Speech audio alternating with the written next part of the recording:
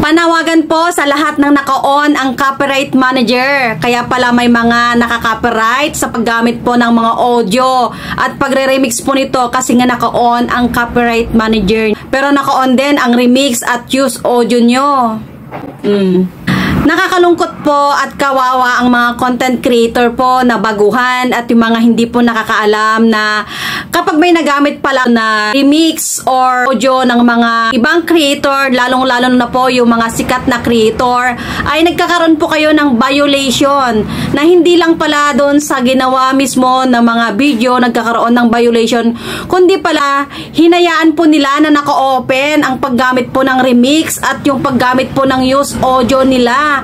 Pero naka-open din pala ang right manager or copyright manager na ang ibig sabihin po nito kapag naka-open at ginamit nyo po yung remix or yung audio po niya ay makaka-copyright po kayo or magkakaroon po kayo ng violation. Shout out naman po kapag naka-on ang inyong copyright manager ay i-off nyo na lang po ang inyong remix at audio para hindi naman po makaka-copyright po yung mga baguhan at kawawa naman po sila. Kawawa po yung oras po nila, yung panahon po nila na ginamitan po ng video ang inyong mga remix at audio. Na sana ay naka-off na lang para hindi naman po kawawa or sayang po yung panahon na nilaan po sa pag-support. Sila lang naman po ay talagang supporter nyo lang din naman.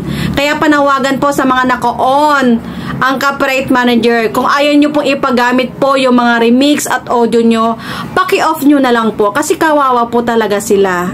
At sa mga gumamit naman po ng mga remix at audio po na na-try nyo na pong nagkaroon kayo ng violation po sa creator po na ginamitan nyo po, ay huwag nyo na pong gamitin po ulit yung remix or yung audio po niya kasi nga pag inulit nyo po ang paggamit po nito ay magkakaroon din po ulit kayo ng violation. Paki-share po ang video na to para malaman naman po ng ating kapwa creator na hindi pa po nakakaalam. Thank you for watching. Follow for more. God bless po.